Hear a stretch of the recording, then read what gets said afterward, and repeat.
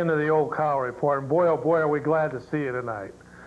We didn't know we were going to make it with all this snow, and of course, this is a beautiful March 24th, 1997. If you've been outside lately, you've probably seen a lot of the star works out there. The moon's all messed up, and you can see Mars, and there's planets spinning around out there, and things of that nature, and getting calls before the show even starts there, so we're going to turn those ringers off there. There we go, and we'll let Roy Rogers Hoff, of course, take care of that. Of course, I'm your host, Chuck Lee, and welcome to tonight's edition of the Cow Report, coming to you live from the beautiful Tire Factory, right here on the old Tire Factory grounds, where my rusty, trusty sidekick, Fred the Truth Stafford, made 3,672 tires in the 43 years. I never made a tire, didn't work for the Tire Factory at all. So yeah, that's a bold-faced lie. That's what he says now, after the fact. But he was in here for I never was in here 43 years. There. 43 years he had his... 43 years I wasn't out here in Oak He had his nose to the old tire grindstone. I didn't... 43 years making them tires. What you may have done, I didn't do it. What I'd like to know is, how did you get those 10,000 rubber trees through customs? I didn't get any rubber trees anywhere. Through customs after you got back from Vietnam. That's what I want. I didn't. I wasn't in Vietnam either. Okay, well, as you can tell, my rusty testy sidekick, Fred the True Stafford, with us tonight. Welcome again, Fred, and glad to see you back from recovery. Tell the truth there. It's not got me doing things I didn't do. Okay, so then after the war, he came back and he... He didn't. I wasn't in that war. I was in World War II. Oh, yeah. Forgot. Yeah. All right, well, we have a new sponsor tonight, ladies and gentlemen. A brand new sponsor tonight, and of course, Roy will try and get a close-up. A brand new sponsor, Flavin' Pop, ladies and gentlemen. The thinking man's drink. Yeah. In a brand new Flavin' Pop bottle here. And you can buy this at gas station everywhere, especially the one down on the corner of Menominee and Ferry Street, right here in Eau Claire. And it's already closed. When Fred, have you ever heard business, they couldn't sell any of that. Have you ever heard the Flavin' Pop jingle, Fred? Yes, I've heard it, and I don't want to hear it again. Why don't you go ahead and sing it for us then? I'm not going to. I'll sing it then, because the Flavin' Pop people have been good to us. They built us this brand new set. When they came over from the old country many, many years ago, Fred, who would have ever thought that they would build a beautiful set like this for us? Yes. And I'm sure you ladies and gentlemen out there, I'm sure you're enjoying our new set. It's pleasing to the eye, and it probably looks familiar. We'll see if you can guess tonight where this set came from over the years. And in the meantime, just take a look at it. Isn't it beautiful? As seen on TV, this set right here. Of course, Roy's adjusting the color in there. It looks like he's got us a little bit dark tonight, and I'm speaking of Roy Rogers Hoff. And his relatives go back many, many years, almost to the Mayflower, Fred. What's the matter? You come back to the Mayflower? We tracked down his relatives. On one side, it was Sitting Bull, was his great-great-grandson on his uncle's side, once removed. And on the other side, he was related to the original... Hopalong Cassidy. Yes, Hopalong Cassidy. But on the third side, Fred, he was related to the Great American Buffalo. Yeah. And we've discovered that through many, many years of study. Yeah. We went back to the original Buffalo nickel, and right below that in fine print it says Hoff. And we proved that he was related to the Great American Buffalo that was on the Indian Head nickel. Yeah. And that's how far we've tracked it back. Well, Fred. I don't believe it. Boy, oh boy, have we got a lot to talk about tonight here, just a few days before Easter, Fred. You know, I was thumbing through the paper the other day and I saw it, I don't know, anywhere between $1,000 and $2,000 ad here. And you know what it says, Fred? It says, Easter Bunny arrives at Oakwood Mall Friday, March 14th. Visit the Easter Bunny in the Cafe Court from March 14th until Easter. Free jelly beans. Yeah. And that's put out by the Oakwood Mall. Now, isn't that amazing, Fred? Mm-hmm. So there we have it. The Easter Bunny and jelly beans have totally taken over the meaning of Easter. Yes.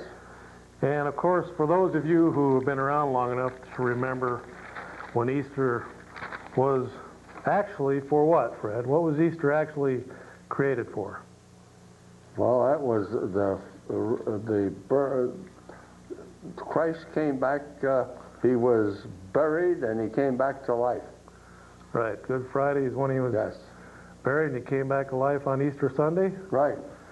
Well, now commercialism in the world, and we speak of the world as compared to the Christian world, or the world, the fleshly world, has taken over Easter now and grabbed it and made it into another holiday to sell jelly beans, stuffed bunny rabbits, and Easter eggs, and pictures of the president running around, stumbling around, bunnies, chasing bunnies, and some of the Playboy bunnies and Easter.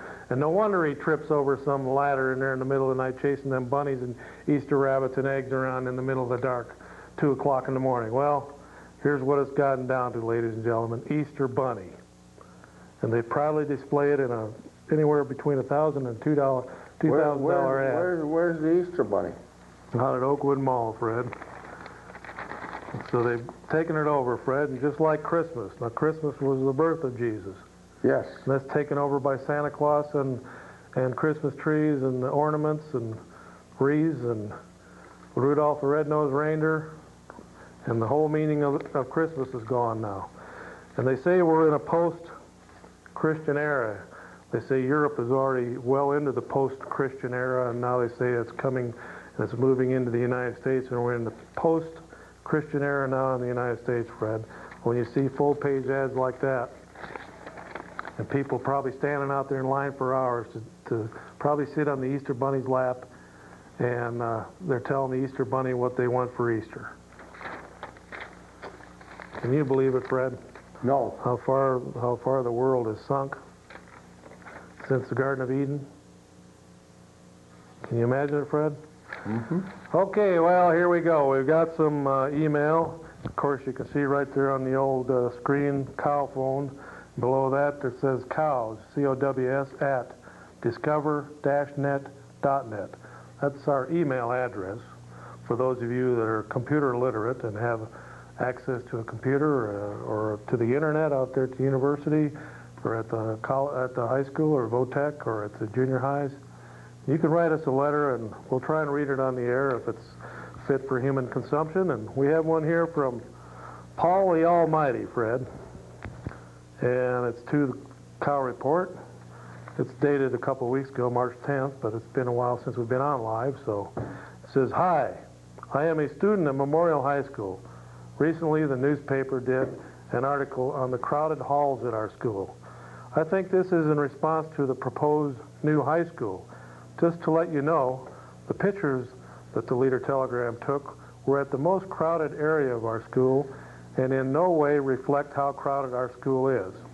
This was just some attempt that the newspaper made to try to pass this referendum, or whatever you call it. Not very good with local politics. Ticks. Happy surfing, Chuck and Fred." So there you have it, Fred. They said this student goes to Memorial High and he says they're staging photographs out there to make it appear more crowded than it really is so that they can push this multi-million-dollar boondoggle of a new high school they're trying to foist on us, Fred. If we don't have enough tax problems in this city, Fred. I know it. With arenas 30, 40, 50, $100 million, then they come along with a $45 million building program in the high school. You didn't bring the meeting to order tonight. Can you believe that, Fred? Well, somebody swiped our gavel, Fred, but we're going to bring this meeting of the Loyal Order of the Raccoons to order. Is there any new business, Fred?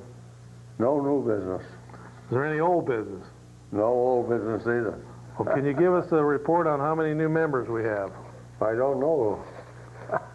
Can you give us a report on how many old members we have? I got one old one. All right, well, we installed Lorraine Lee last time we were on. She's a charter member now of the Loyal Order of the Raccoons. And, of course, ladies and gentlemen, we're working on getting it so that you can join the Loyal Order of Raccoons out there, and you'll have your own little card and possibly we can get some raccoon hats and you get your own certificate, and we'll be working on it. So you can write me on the email address there if you'd like to join the Loyal Order of the Raccoons. All right.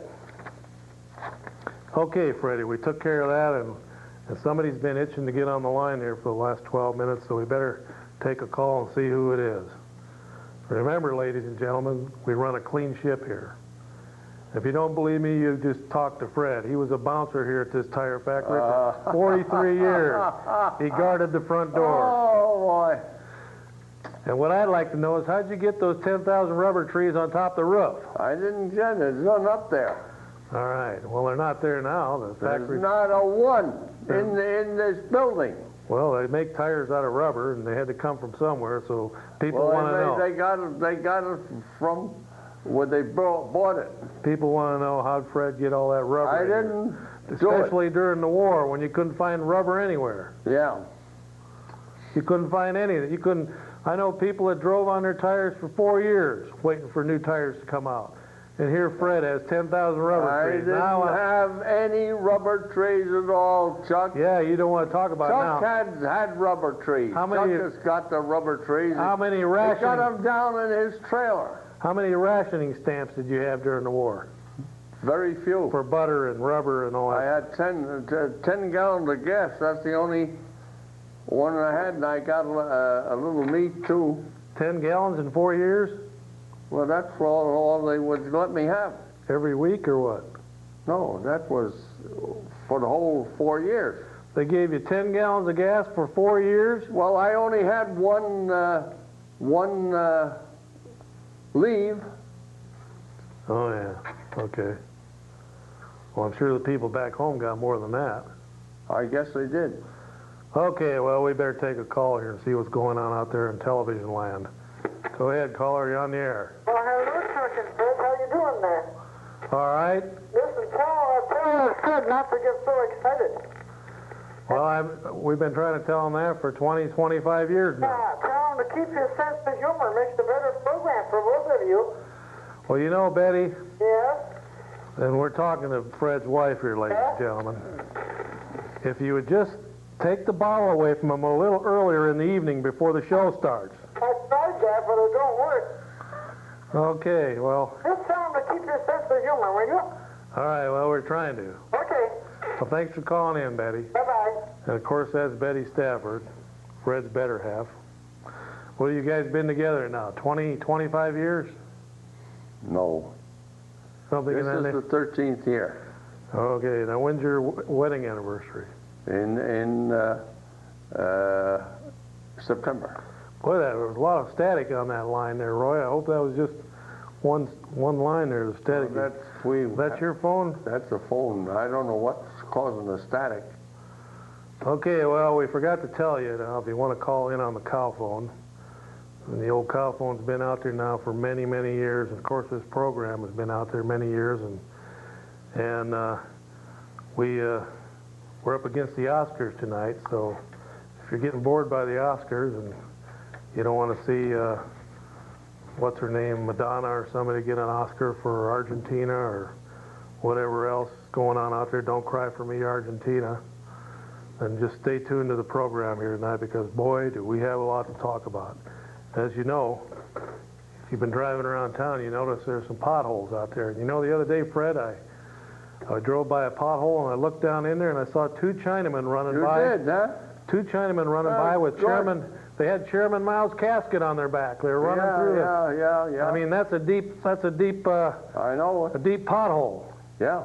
I notice the city has a pothole line there now. You can call in and maybe Roy can scratch up that number and put it on the air there, and maybe they can fill those in. They're getting pretty deep when you can look down there and see China. Yeah.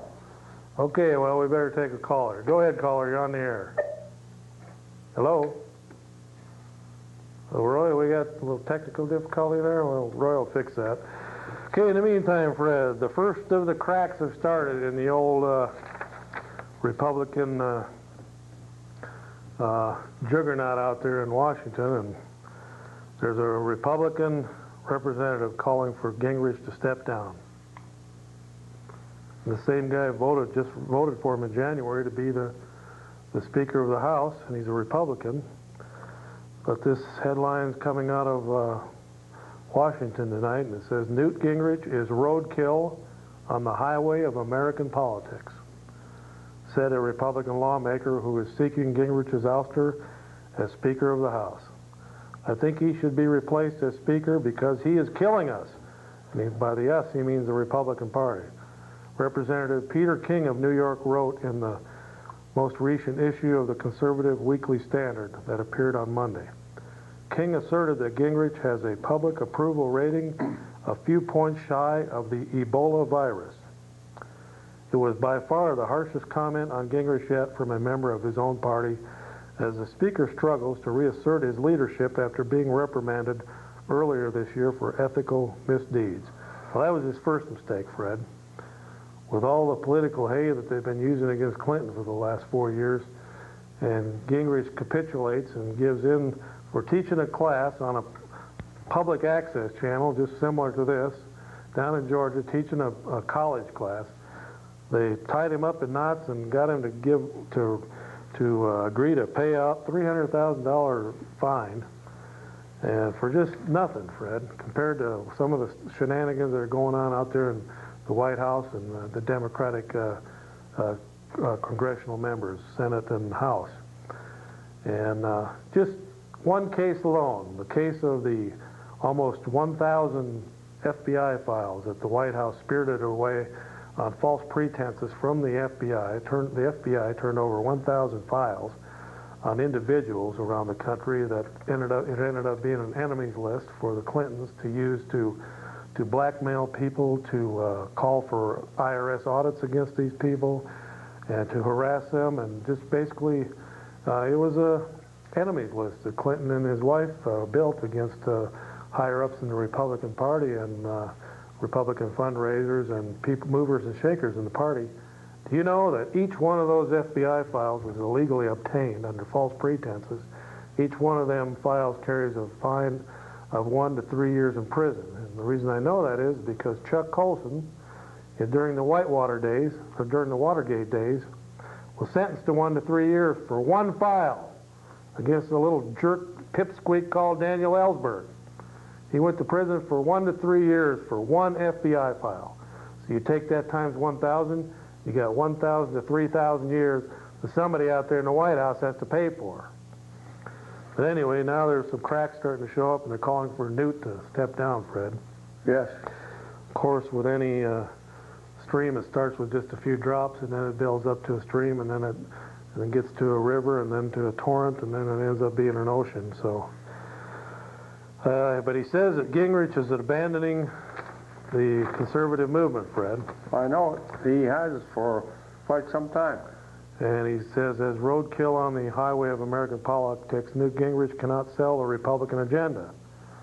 King accused Gingrich of abandoning the conservative causes that helped Republicans sweep the power in 1994. That takeover made Gingrich the first Republican speaker in 40 years. He said Gingrich now is running hard towards the center. And of course, Gingrich now is talking about taking tax cuts off the table, and things are just deteriorating there, Fred. He's trying to be a world traveler. He's hopping on planes and going to Asia and everything else. I'll tell you, Fred, we need opposition to the Democrats. We don't need copycats. Right. All right, go ahead, caller. You're on the air. Hi, Chuck. Hello. I'd like to make a comment. I think you're the sexiest man on TV. You do? Well, thank you. Thank you very much. Thank you. Thank you very much. Thank you. Thank you very much, ladies and gentlemen. Okay, Fred. Yes. What do you got over there without rattling a bunch of newspapers? We'll be getting complaints from your wife about that. Dr. Dobson's Family News. And here we got something that has been going on for some time. Hi, my name is April, and the videotape Sex, Lies, and Truth has changed my life. I'm 17 years old. Have started having sex with my longtime boyfriend. When I watched the video my mother bought for me, I began to look at sex and my action is totally different perspective.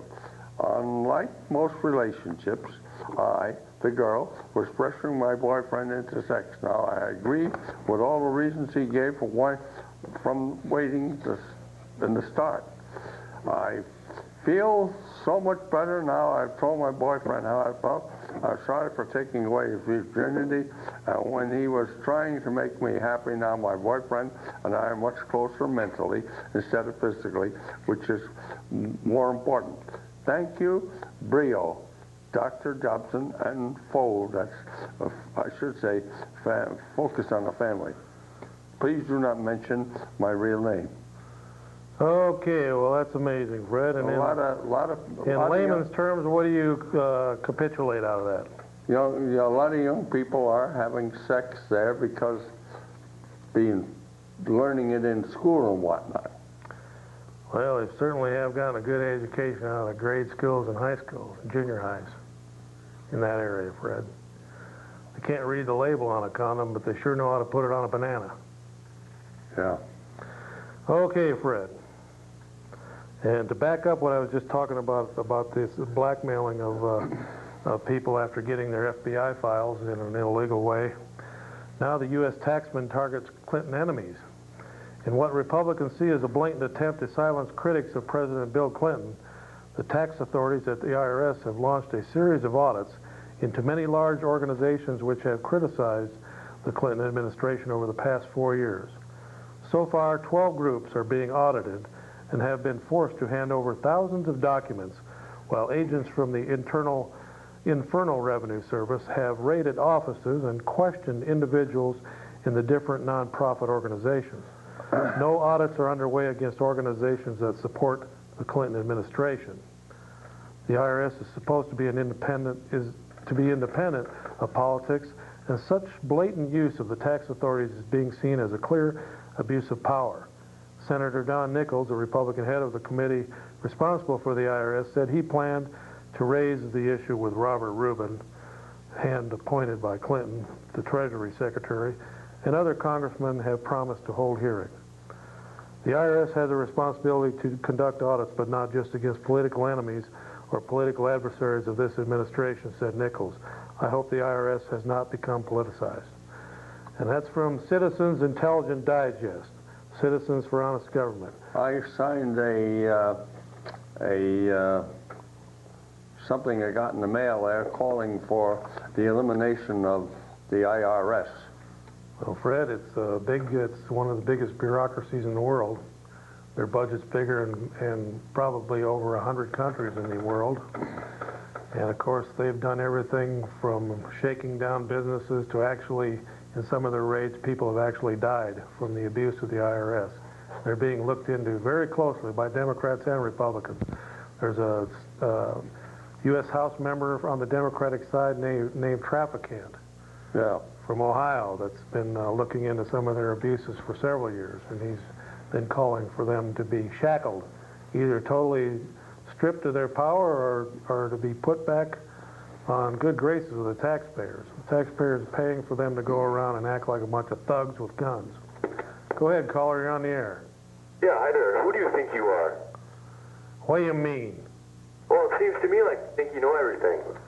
I don't think I know everything. I do know everything. Okay, I got a question for you. Hello? Yeah, you're there. Is it true that I saw you at the trading company dressed up in drag, and your name was I Leaned Over? The trading company, what's that? The gay bar. Where's that at? Well, you tell me. You were there this last Friday. Huh, sounds like you hang around there. Okay, Freddie, I guess there's a new queer bar in town. At least that's what this guy says. Where is it? I don't know, he wouldn't say because it would give him away that he's been hanging around there. Okay, Freddie boy. I'll tell you, buddy, you better get your asbestos swimming suit because you're going to be swimming in the lake of fire. Go ahead, caller, you're on the air. I think you're a dork. You saying what? I think you're a dork. Well, Roy, I think it's in our speaker here. We got some static in there. It's just not Fred's phone. We're getting static on this one too. If anyone, how's that sound coming over the air there, caller? I don't know. Aren't you watching the show? Yeah, you look funny. You look like a raccoon. Thank you very much. It's a live raccoon on my hat. You're not Elvis. Quit saying that. Okay, so what's your point? Why do you say that? Have you got any point before I cut you off? There we go, another. Probably some communist out there at the junior high, probably a communist infiltrator, Fred. They probably brought him in from China or somewhere to agitate. All right, Freddie boy, what do you got over there? It's also from Dr. Dobson's newsletter. My son Rob wrote a paper defending a pro-life position against abortion. He won first place in a speech contest with that topic, but the school didn't want to allow him to continue on to regional competition, contending that abortion was not part of the school's curriculum. However, the school has been showing a video depicting a pregnant teen and her boyfriend trying to talk her into abortion. The principal was unaware of the content and had the video pulled immediately. Joshua was allowed to go on to the regionals where he won first prize and then to the district competition where he secured second place. We are impressed how God rewarded our son's commitment to the truth and also worked through it. Well, that's amazing, Fred. And I noticed that you keep up on all those articles on sex, Fred, and that's good. Okay, new school equals big tax jump, says the Leader Telegram, March 21st, 1997. By the way, Fred, since we're on the subject of the Leader Telegram, I was told confidentially by somebody that works there at the Leader Telegram that there is a ban on the use of your name and my name as far as editorials or as far as any good news articles. Good. The only time they'll print our name is in a negative manner, and they won't put anything in the editorial page. Yes. About us, and that's unfortunate because we've been helping promote that little rag for many years, Fred. If it wasn't for us, they'd still be a struggling Saturday night paper. You know what? We've helped them for the last 25 years, and then they turn on us like a bunch of rabid dogs in the middle of the night down some alley after you've been drinking some wine. It's amazing. So if there's any truth to the rumor, we're sorry to hear that because we have talked to several people that have contacted us on the phone here and by email that they've wrote editorials, letters to the editor, and they never see them in print. And one article said, I see where they put you on the front page when they put those trumped-up charges against Lorraine Lee about a phony lawsuit. They brought the Cow Report into that because it was in a negative light, but they have orders from the top not to write anything positive about the most watched show in Eau Claire television history. I rest my case. Go ahead, caller. You're on the air. Yeah, could you tell us whatever happened to Steve Gunderson? I think he's running some gay bar down in Florida. He's working for the gays and lobbying for them down in Washington. So Fred keeps up on that stuff. He's long gone and good riddance. Now all we got to do is figure out how to get rid of the Democrat that he helped install. Are you going to run for Congress again? I'll tell you, you know how much it costs? Between $500,000 and $750,000 to win that seat. And now the Democrats in there, thanks with the help of Steve Gunderson's non-endorsement of Jim Harsdorf, it's all over now. That guy will stay in there for 20 years if he wants it. You think so? Well, who's going to come up with $500,000 to beat him? Well, the Republicans could come up with somebody. Well, Harsdorf spent what, $300,000-$400,000. He couldn't do it because he didn't have the backing of the incumbent. Well, but they won't have that problem next time. I know, but this guy is pretty intelligent. He walks around with a newborn baby while he talks about killing babies by abortion. Right. Well, but this is a pro-life district, so that's not going to help many. Well, he got through, but Well, that was Gunderson was sabotaging the Harsdorf campaign all year long. So you gotta. Well, yeah, he even had some of his staff workers working in the background for the other campaign. Yeah, well, his former press secretaries worked for the guy. That's what I hear. I guess they also slipped some of the fundraising lists over to him, and they also brought in some of the same people that campaigned for Gunderson 2 years earlier. So it was a cut and dry deal. They had something else. They had some of the Republicans here in town endorsed them in an ad in the paper. Yeah, it was pretty sad there. Pretty sad deal. But a lot of those Gunderson people were bitter that Harsdorf wouldn't step down. But it was Harsdorf's right.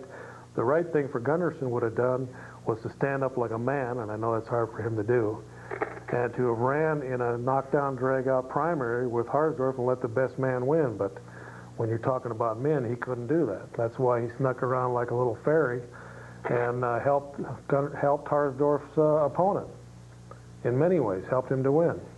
Yeah, but he knew he couldn't win that primary, though. He'd have gotten beaten badly in that primary. Well, that's why he double-crossed Harsdorf and wouldn't endorse him, and then played possum with everybody right up till the end there, so he could keep getting press, pulling the press away from Harsdorf.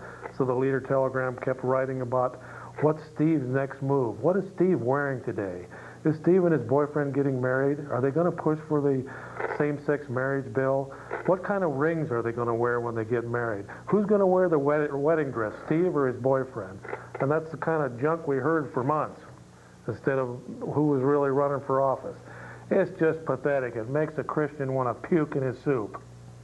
Yeah, the thing is, though, Gunderson is gone, as you said. Yeah, I think this is a Republican area. I think in the next election they can get these back. My contacts out west say that Gunderson was involved in helping bring down Robert Dornan too. Well, could be. I don't know. They're trying to have a recount in that race. They don't really know. They might. There's all kinds of evidence there may have been vote fraud. Oh yeah, they were bringing in illegal aliens by the busload. You know, I keep in contact with a lot of people in the Republican Party, and I was talking to somebody the other day that said that this new motor voter thing that was passed, I mean, that's all done by the mail. You can call up from Mexico City and have them mail you a motor voter thing at the border there. Just drive up there and get it, and you can vote in the United States elections. It's all done by mail. They don't ask you to prove anything. You can get phony documents, and you can be a voter in this country. It's terrible. Sure. There's hundreds of thousands of illegal aliens voting in our elections. Well, who do you think? Have you heard any rumors about who's going to run for the Republicans in the 3rd District next time? I tell you, I wash my hands of it. That guy's going to be in there for 20 years if he wants it. It's a lost cause now. And the same up there in the other district with Obie. That's another lost cause. We got Scott West thinking about running again. He's going to be portrayed as a two-time loser. It's, I'll tell you. You haven't heard about anyone running in the 3rd District? No. I would say that it's, I would say there's not too many people are going to step forward and step up to the plate on that one. I think it's a lost cause. Now he's going to have all of the PACs with him. The political money goes with the incumbent. Political Action Committee money. And that's, I mean, just look at the records of Obie there. He raised somewhere between $500,000 and $800,000 in political action money, and then he's on the radio this morning whining about making elections fair. Well, why didn't he give up the $800,000 that he raised, or between $500,000 and $800,000 he raised in the last election cycle to make it fair so that him and Scott West could be on a level playing field? Well, he's a bum. He lies out of 3 sides of his mouth, and he's only got 2. Do you think then that we're just going to have to live with Ron Kind as our congressman? Yep. Think there's any way the Republicans can regroup and get this seat back? Well, I predicted that Dave Zine would be in Washington in the year 2000 if he ran in the 3rd District, but he blew that when he went up there and ran against Obie. Yeah, I think he's on his way down now. He was in the 3rd District. He moves out of the 3rd Congressional District into Obie's district to run against Obie, and he gets shot down in the primary. He could have probably took that. He probably could have beat Harsdorf down there in the primary and took that race. I don't think so, though. I think, you know, he voted for that stadium deal, and I think that that's going to be the end of Dave Zine right there. Well, People don't trust him anymore. well, there's an article in the paper. I had a clipping of it here where Zine backs stadium build delay, but that sounds like a bunch of shenanigans too. Well, sure it is, but see, That sounded like that was the taxpayers can't trust Zine anymore because he gave into this big waste of money down there, and you know, how can you trust the guy now? he kind of gave in to the big interest down there. The big well, Bud Selig's a millionaire and he's out there begging for the state to bail him out. I mean, it's pathetic. Here we're going to build this stadium, and what's the taxpayer going to get out of it? I don't go down there and watch those games, and probably I think there's 5 million people in the state. Probably 4,500,000 of them could care less about that stadium down there. But Zine sided with the Milwaukee lobby Right. against the farmers up here that are struggling to make ends Oh, meet. against everybody. Just about everybody was against it. I know, it was a sad state of affairs, and I said back when he did that it was going to probably cost him that race against Scott West. Sure, it did cost that race. I'm sure that was why he lost. But now they're doing some shenanigans where they killed a bill here, and I think Zine voted to help kill it because it helps Bud Selig again, this most recent bill. There was some shenanigans pulled there, and the way it ended up, the bill was tabled, but they're talking about how now it will favor Selig so that they can continue to build the stadium. But I don't like that. They call it corporate welfare, but it's all it was is it was a building an arena, just like they tried to build here in Eau Claire, except on that one they had enough politicians to push it through before the opposition could get solidified against it. And they did it down there in the legislature instead of letting the taxpayers vote on it. Okay, well, we better let the rest of humanity get on the lines here. We got many, many people lined up to call. We appreciate you calling in, and I recognize your voice, and continue to call from time to time. We appreciate that. You have a great evening, okay? All right. Thank you. Okay, Fred, that sounds like a familiar voice, sir. Yes. All right, Freddie boy. What do you got over there? Something about Pat Buchanan or what? I got an article here by Pat Buchanan in The Wanderer, which is... Wait a minute, let me guess. It's probably about one of three things. Either abortion, homosexuals, or communists. It's about NATO's red line in the east. There you have it, red line. That must be communists. And that's all the way to the United States is about to move its red line all the way east to the Russian border and to bring Hungary, the Czech Republic, and Poland under the U.S. nuclear umbrella. What does this mean? Should Russian troops in their isolated base near Klaipeda, wedged between Poland and Lithuania, which would now be behind NATO's front line, skirmish with Polish troops, or America would be at war with Russia. Well, that sounds pretty serious there, Fred, but you know, the school district came to us about, I don't know, what, 3 or 4 years ago, and they said they need, what, 25, 27 million? Yeah? We gave it to them. They said, that'll probably take care of us for many years to come. We'll build all these nice buildings, and we won't bother you taxpayers.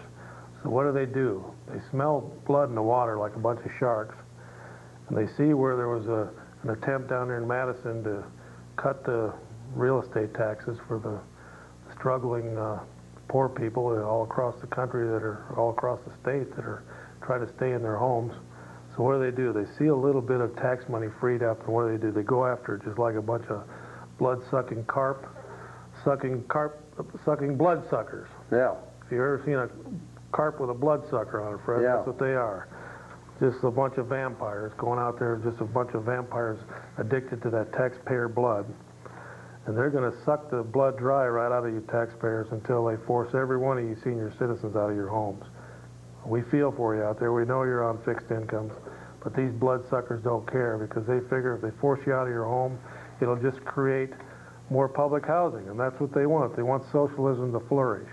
So if they force you out of your privacy of your private home, they can force you into public housing or into some kind of public welfare scheme to put you in some kind of public nursing home deal.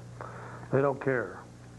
But now the thing is, Fred, they're saying here that this is going to add roughly another $133 onto the property taxes of people's homes on a $75,000 home, which is not anything exciting anymore. Watch Channel 7 on your cable system here in town and watch the houses, and you see what $75,000 will buy you anymore.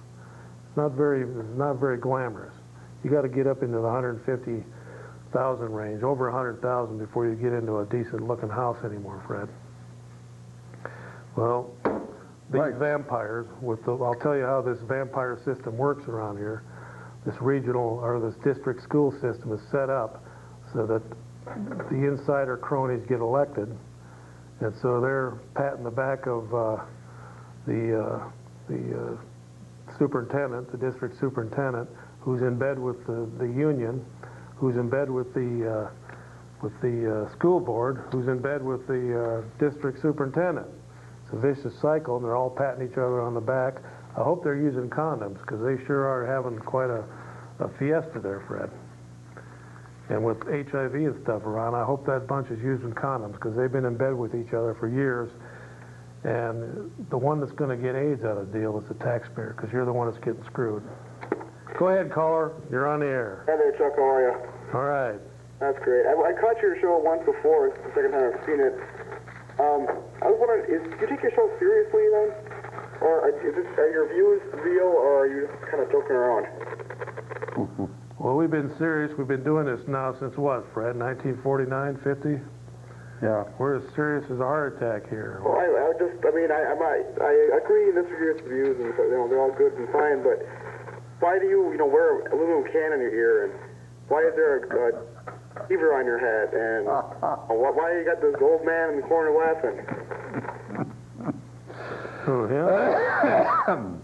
I think so, yeah. I'd be him. Well, Fred's an icon. Yeah. But I mean, it's a joke. I mean, you got all this stuff on your desk. I mean, why do you do that? Well, this is a cow report. I see. Anyway, moving on. I was going to ask you a question here. About, the arena. How would you feel if it were out in the London Square Mall? I don't care what the millionaires do. Just don't put it on the backs of the property owners. You can just see, the problem is with the streets, with the things like arenas, and with all these grandiose ideas that these do-gooders come along with is they want to keep putting it on the schools. They want to put it on the back of the taxpayer, the real estate taxpayer.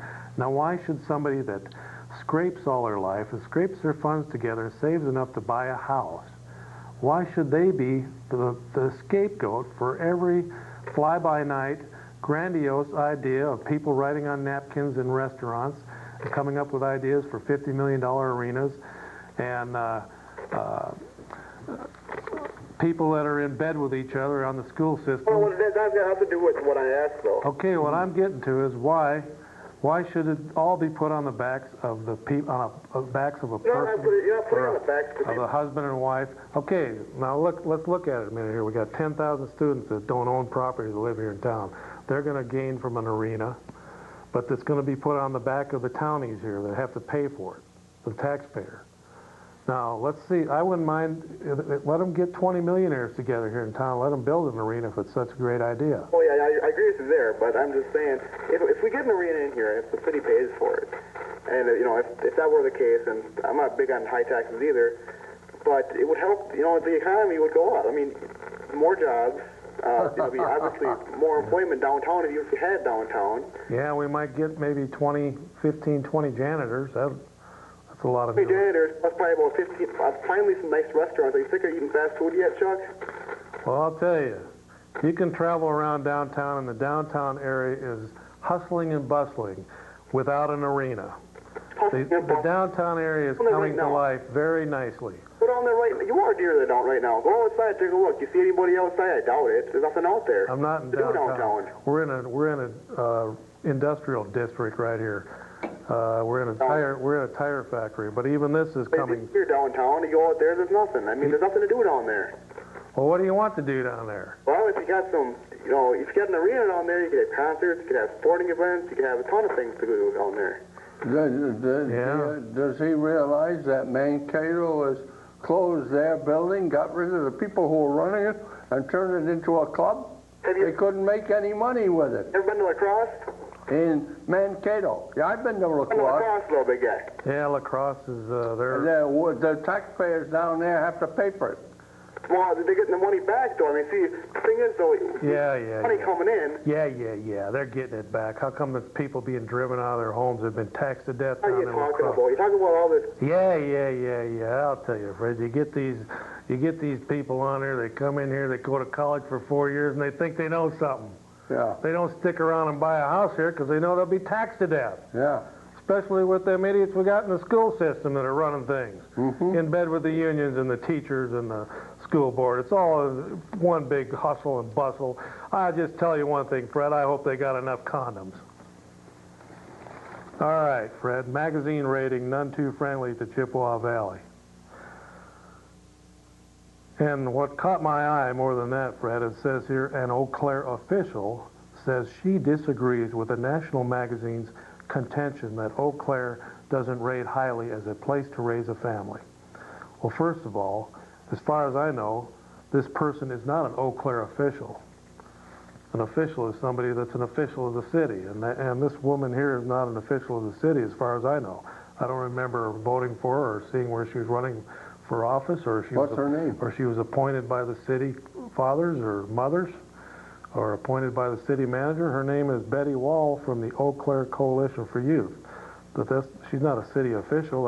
That's a private organization. But anyway, Fred, says here Eau Claire is not a nice place to live all of a sudden. That's the Reader. I think that was in the Reader's Digest. Yeah, Reader's Digest magazine. I don't know, Fred, you've lived here for what now, 30, 40 years? You worked in factories here, you No, I raised a didn't family. work in a factory here. You've been on the Cow Report for 20, 25 years. What do you think about Eau Claire? Well, it's not too bad. I've seen worse, Fred. It's I'll a tell you. nice place to live. I'll tell you, Fred, they've got to come up with a better solution than just sticking it to the taxpayer. I What know. they ought to do is give every taxpayer in this city a 50% reduction, and then either force those services to fund themselves privately or shut them down. Quit trying to build a socialist utopia. If you want a socialist utopia, take them Cuban cigars you're smoking and get back to Cuba. Go ahead, caller, you're on the air. Play a game now, okay, shall we? Okay there, Roy. Make sure that clown doesn't get back in here. He's banned for 50 years and a day. Probably related to somebody on the school board, Fred. All right, well, Fred, I suppose Got anything to say about the coming election? I don't know, Fred. What do you think? Who should we vote for? Well, I'll tell you. We had one of the finest people that's ever put on a pair of city shoes, and one of the city mothers. She's an icon here in town, and if it wasn't for her, we'd be in even a worse tax soup. And that's Lorraine Lee. You got to vote for her in District 5. There's no two ways about it. And there's a guy named Berg running in one of the districts. It sounds like he's a pretty good guy. Jackie. He's a pretty good fellow there. And then you got is it Tyson running for city president? Mayor Light? Thielen or something like that. Talon, yeah, Talon. I think he's And there is Janeway Riley. Riley, yes, Janeway Riley. She looks like she's got a few brains. right. And somebody was telling me her legs look pretty good too. And of course, this is a non-sexual show, so Fred will just pass on that. But they said she's a pretty good-looking candidate there for office, city. I guess she just lost by a few votes last time. 7 votes, I think. And but you know, you hear people bellyaking about there's not enough people running for office. There's a contested race all the way down the line. 5 districts are up. There's 10 people. There's 2 people running in each district, and there's 2 people running for city council president. So I would say that that politics is alive and well in the old city of Eau Claire. You got a fellow named Wirzgala who's running too, and unfortunately he seems to support getting an arena here. Oh yeah. Of course, his opponent's for an arena too, so but you're going to have to weigh him on some other merits. Well, Belo ought to be elected. I don't know who he's running against, but he's one of the voices that the people have on the council. Yeah, I'll tell you, Fred, it's a big kettle of fish out there, and there's a few worms. But politics is a pretty greasy business, Fred. It's pretty slimy. Lorraine Lee claims that they spent $100,000 to push through that 551 socialist baloney program to set it up so that it's 5 districts now instead of 10. Well, 10 districts in Eau Claire were pretty big districts, but now there's 5 super districts, and then there's 5 at large that have to run in the whole city, and that costs thousands of dollars. It used to be able, for less than $1,000, you could run a pretty fancy campaign when it was 10 districts, but now it's cut down to 5 districts, and those 5 super districts, it costs you a couple $1,000s to put on a decent campaign, and if you're running at large citywide, you could spend $4,000 or $5,000 without blinking an eye if you want to get into some TV advertising and newspapers. So it's what they've done is they've tried to make it so the more rich elitist types can run for these offices. And of course, our city, those people that are sitting in those cigar smoke-filled rooms, and of course they're all Cuban cigars, they want it to be that way. They want the hobnobbers from the banks and the people that can go around and give $50, $100 tips and stuff. That's what they want running the city. They don't want the common man running the city. And no offense to the old common man, but they don't want the average Joe six-pack out there in politics. The elitists think that they can run it. Well, you know, I heard some people talking about Mark Lewis and wanting... Hello? Hey there. Hey, I just moved to Eau Claire then there, and but I hadn't been exposed to this program before. But you know, I like the conservative values you're kind of discussing. You know, and I really like what you're saying there. Well, thank you. I got one question though. You know, up North Woods up there, they tell me, you know, they kind of laugh about the guys with the earrings. I'm just wondering what significance of that in your ear is there. Well, you know, we've been, of course, you know, the Oscars are on tonight out there in Washington, and you'll see many of the movie stars walking in. Elitists, might I say. They stop and they're interviewed by the paparazzi, the radio and TV personalities interviewing them. If you notice, every one of them's wearing one of these. Everyone, yeah. And like, as I've been saying, that trends start in California and they move towards the east, and then eventually they trickle into the Midwest. And like I've been saying now for 5 years, by the end of this year, everybody will be wearing one in the Eau Claire area because they're very popular. Oh, yeah, yeah. And you know, Fred got one for Christmas, but I wouldn't wear it, honey. He wears it at home with... I wouldn't wear one of those things. I'm not crazy. He wears it at home when him and Betty are at home reading the newspaper. But other than that, he's afraid to wear one out in public. But somebody has to do it. Yeah. So I was wondering then, you want to fight for the working class men then? That's right. So I was just wondering, you know, I've heard about this Marx guy. He says that he wants to help the ruling class. So why don't you like that there with that? Yeah, but he wants to. He wants to take the whole. Well, see, that's the problem. The socialists are taxing us to death. What Marx wanted to do, and of course this guy here was just he was one of what they call a shill, Fred. Yeah. But anyway, what the socialists are doing is taxing the homeowners out of their home, and of course on the higher level, your income taxes are the income tax are taken out of your salaries even before you see them, and of course all the other taxes that are taken out. That's what Marxist Leninism is taxing you to death and then giving you back public housing and making you a ward of the state. And of course, in the old communist system in Russia for 75 years, everybody was a ward of the state, and they were all given housing and free medical care, and all you had to do was work as slaves from sunrise to sunset, and Of course, the medical care was pretty lousy, and the house was maybe a little one-bedroom, little rundown shack, but that was the communist system there, and everything was supposedly provided for you. Of course, it didn't work in Russia, and it's not going to work in this country. And you know, Fred, I've always been wondering, they say all the communists now have pretty much receded back into the universities where they came from across the country. Why is it that all these communist professors keep demanding more money every year? If they're communists, why don't they just settle for $20,000 a year and preach peace and love and togetherness and the socialist line? Why are they so damn greedy that they want $75,000, $80,000 a year? Good question. Yeah, I've been thinking about that. Go ahead, caller, you're on the air. Yeah, see, I got a question for you. Now, this Cow report, what does that stand for? Conservatives or Christians of Wisconsin?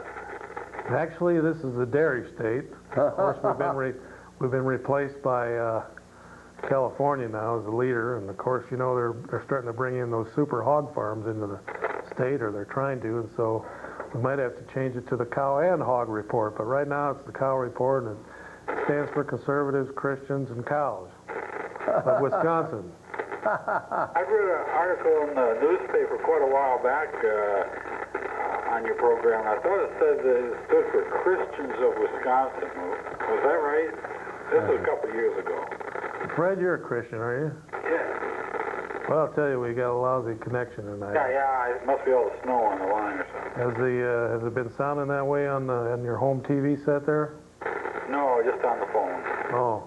Well, Fred, you're a Christian, aren't you? At least you Yes. profess to be one, and I think I'm one. And of course, we're all sinners saved by grace, and we're just stumbling through life here. And of course, this isn't our home.